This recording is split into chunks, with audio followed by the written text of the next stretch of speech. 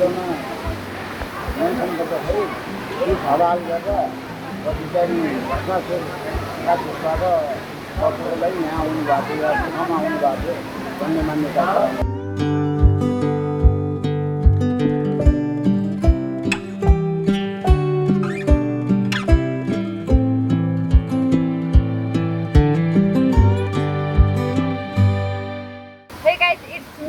Tamang and welcome back to my channel. आज हामीहरू फेरि उपस्थित भइसकेका छौँ एउटा नयाँ भिडियोको साथमा।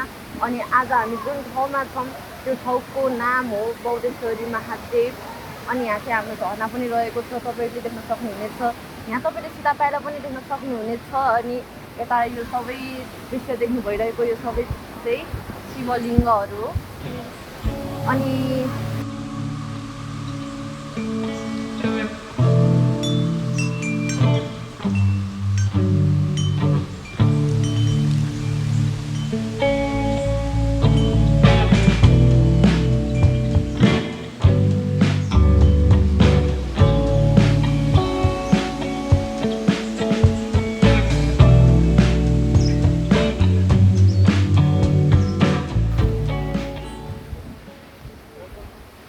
तपाईँहरूले देख्न सक्नुहुनेछ यहाँ विभिन्न मान्छेहरूले अब रकमहरू चढाएको, यो ठाउँ बनाउनको लागि रकमहरू चढाएको, योहरू सब नाम सहित अनि ठाउँ अनि यो पैसाहरू यति यो चढाएको भनेर चाहिँ यहाँ सब स्पष्ट तरिकाले देख्न सक्नुहुनेछ।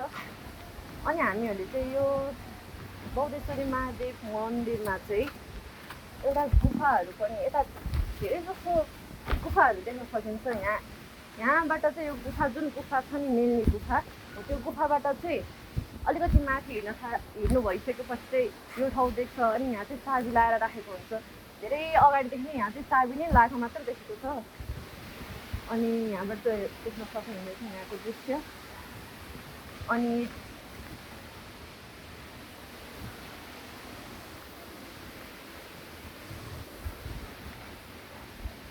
सायद यहाँ चाहिँ नाग देवताहरू बस्नुहुने भएर होला यहाँ नागको मूर्ति पनि बनाएको छ।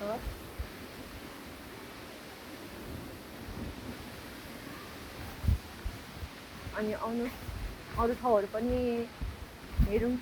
अनि अब यता चाहिँ धेरै नै सुविधाहरू हुन थालिसकेको छ कि यहाँ हेर्नु योहरू सिसिटिभी राखेको छ। यहाँ केही नराम्रो चिजहरू देख्यो भने अझ त्यहाँबाट कोही मान्छे आएको छ भने यो आफै बग्ने गर्छ क्या।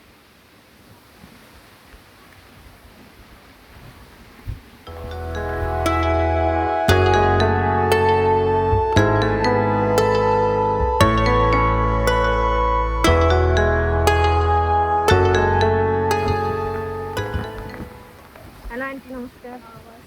हजुर के तपाईँ आज यहाँ विशेष आउनुको कारण? त्यो हाम्रो काठमाडौँमा भएको झरना हेर्नलाई आएको। काठमाडौँबाट नजिकै छ होइन, यसको पनि प्रवर्धन गर्नु पऱ्यो नि त हामी आएर। तपाईँले चाहिँ यतातिर कहानीहरू सुन्नुभयो होला नि, त्योहरू थाहा तपाईँलाई? के यो ठाउँको बारेमा थाहा छ, मलाई पहिल्यैदेखि थाहा छ। थोरै जानकारी दिइदिनुहोस्। त्यो चाहिँ बौद्धेश्वर मन्दिर हो, झरना हो होइन। यहाँ चाहिँ अहिले यो पर्यटकीय हिसाबले अलिकति विस्तार गर्नको लागि नगरपालिकाले नि अलिक सघाएको छ। अनि यता चाहिँ धेरै जस्तो चाहिँ कुन भगवान्लाई चाहिँ पुज्ने गर्नुहुन्छ? यहाँ चाहिँ यो शिव भगवान पुज्नको लागि बौद्धेश्वर भनेको स्वर भन्ने बित्तिकै शिव भगवान हो होइन, त्यसको लागि आउने हो। हजुर अहिले साउन महिना भएको भएर पनि। अनि यता गुफा छ नि, त्यो गुफा यहाँ माथि गुफा छ, तर म गुफामा चाहिँ गएको छैन अहिलेसम्म। आउन चाहिँ धेरैचोटि यहाँ आएको छु होइन, विशेष गरी झर्नाकै लागि आउने हो। तपाईँलाई गुफाको बारेमा खासै थाहा छैन? मलाई धेरै थाहा छैन, म पस्याएको छैन गुफाको बारेमा चाहिँ। कताबाट आउनुभयो हजुर? म जोरपाटीबाट। हजुरको शुभ नाम? मेरो सरिता नेउपाने। कुनबाट हो नि तपाईँहरू? हाम्रो लास्ट अप्सन मिडिया युट्युबमा हाल्नुहुन्छ तपाईँ? हाम्रो मङ्स च्यानल हजुर युट्युबमा हुन्छ। होइन कि गाइज हाम्रो अब दुईवटा च्यानल छ नि त, एम60 टिभी पनि छ अनि एम60 टिभीमा लास्ट अप्सन भनेर पनि हामीहरूले हाम्रो त्यो मिडिया हो नि त, त्यही भएर अनि खालि त त्यसमा पनि बिर्सिन्छ कि झुक्केर, अनि हाम्रो मङ च्यानलमा हाल्ने हो नि त, त्यही भएर कन्फ्युज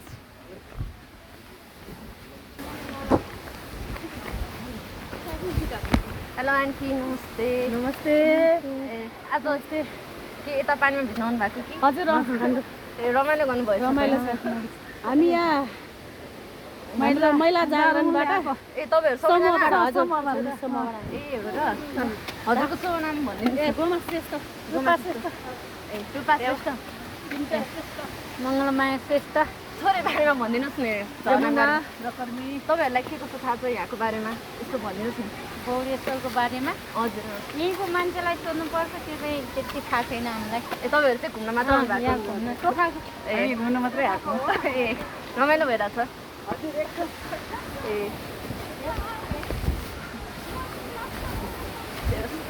हामीहरू जाँदैछौँ झरनामा जहाँ चाहिँ धेरै मान्छेहरू आएर चाहिँ रमाइलो गर्ने गर्छ रमाइलो भन्नाले भिज्छन् ए के गर्नुहुन्छ तपाईँहरूलाई ल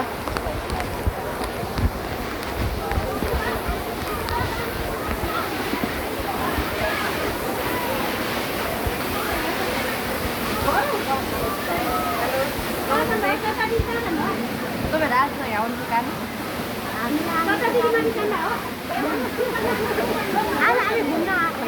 ए यहाँ भिज्नु आउँछ भिज्न आउनु भएको होइन ए अब अब जानुहुन्छ होला नि रमाइलो भइसक्यो हाम्रो तपाईँले भिज्नै भएको ए अरू तपाईँहरूको साथीहरू ए हजुर कस्तो बना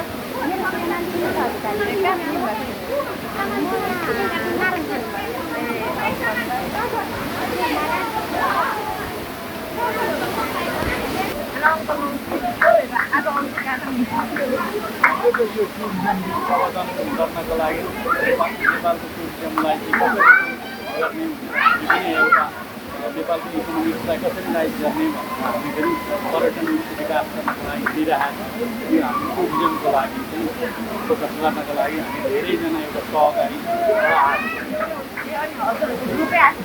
रुपियाँ हाम्रो लगभग 25-30जना हुन्छ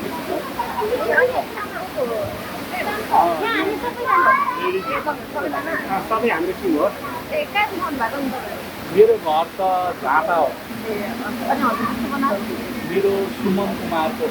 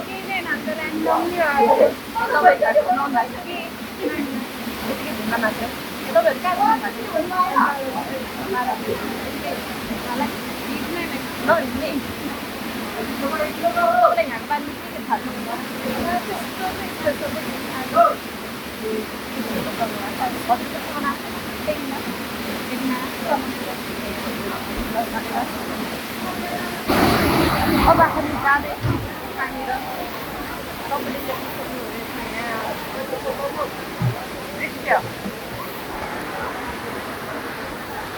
अनि यहाँ चाहिँ सानो सानो मन्दिरहरू चाहिँ छ यात्रा गर्नु मन्दिरभित्रको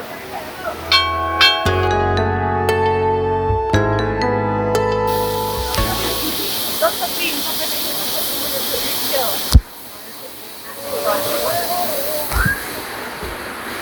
अम्बला चाहिँ हाम्रो आलु चाहिँ अलिक अम्बला रहेछ आलु चाहिँ अलिक लाइकै छैन के देख्दैन त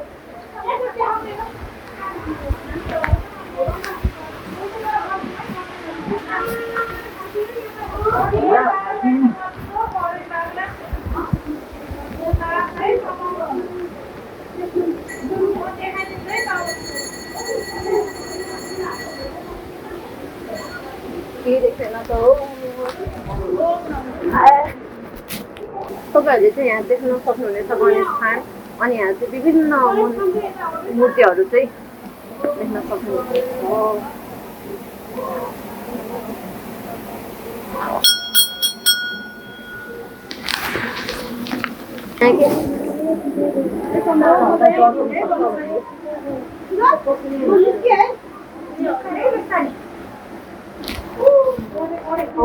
तपाईँहरूलाई यो भित्र योभन्दा नि भित्र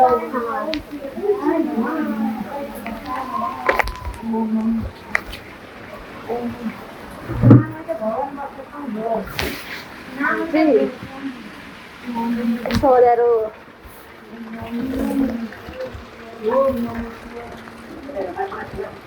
कता हो यता होइन हौ यताबाट जानुपर्छ खोइ लाइट यतापट्टि बाल्छ अलिकति हो कि त्यो के देखाएको छैन कि यार यताबाट होइन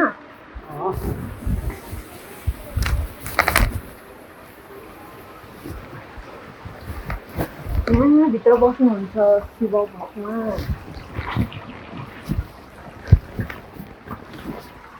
कस्तो भूकम्प आएको थियो कि क्या हो यार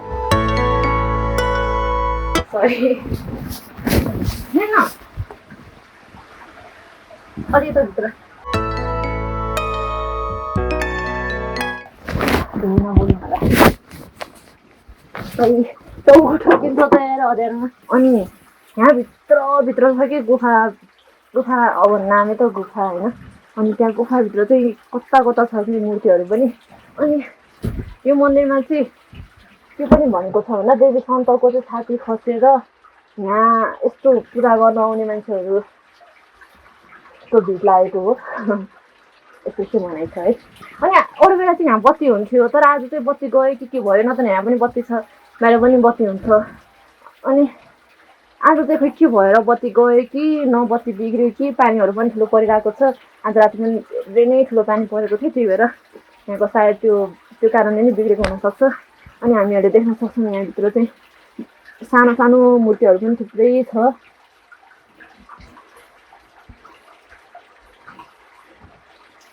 तपाईँहरू आएर भिजिट गर्न सक्नुहुनेछ यो ठाउँमा। अब चाहिँ हामी बाहिर निस्किन्छौँ हामीहरूले यहाँ घुमिसकेको छौँ एकदमै गाह्रो छ आज त केही पनि देखिँदैन।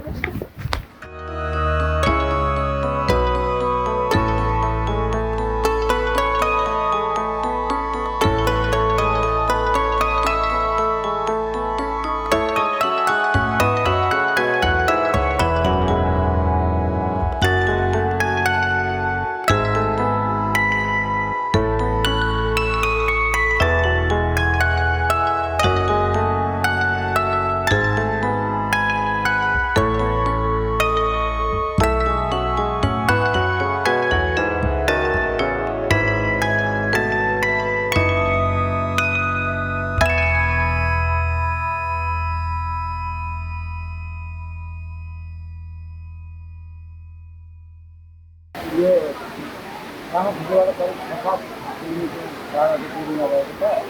यहाँ चाहिँ भगवान् शिवले समुद्रमा मन्थन गर्दाखेरि ती हलाल गरेर पछि चाहिँ भस्मासुरका खुट्टाबाट बचाउनलाई यहाँ आउनु भएको थियो या ठाउँमा आउनु भएको थियो भन्ने मान्यता छ। उहाँले नै वरदान दिएको चाहिँ समस्या पारेको यहाँ आएर बस्नुभयो। अनि यहाँ आएर बसेर चाहिँ कसै किन्नु गएर फेरि मानव सरोवर जानुभयो भन्ने मान्यता छ। अर्को चाहिँ नि किंवदन्ती अनुसार सतीदेवी यो चाहिँ नि यज्ञकुण्डमा दक्षको यज्ञकुण्डमा चाहिँ घाम फालेपछि महादेवले सतीदेवीलाई खोजेर यहाँ आउनुभयो र गौडेश्वर महादेव उत्पत्ति भयो। त्यो आफ्नो वंश भएर अहिले गौडेश्वर महादेव भन्ने चाहिँ नि नामले प्रसिद्ध छ। यहाँ खास गरी यो साउनभरि चाहिँ मेला लाग्छ। भगवान् शिवका अतिरिक्त अन्य कृष्ण पनि यहाँ आएर चाहिँ बस्नुभएको हुनाले कृष्ण भक्तहरू पनि यहाँ आउने गर्छन्।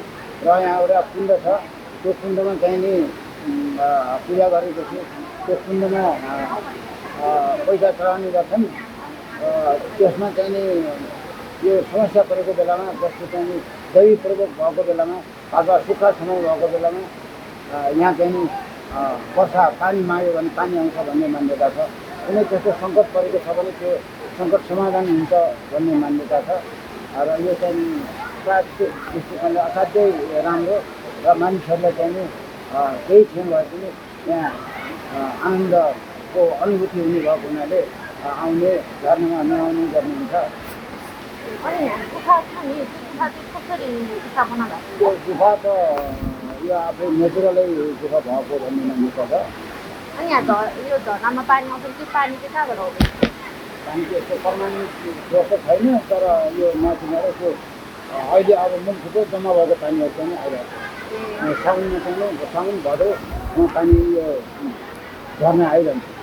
अनि मान्छेहरू त्यही कारणले नै आउनुहुन्छ। आउने अहिले नेत्र नेत्र मणि पोखरी।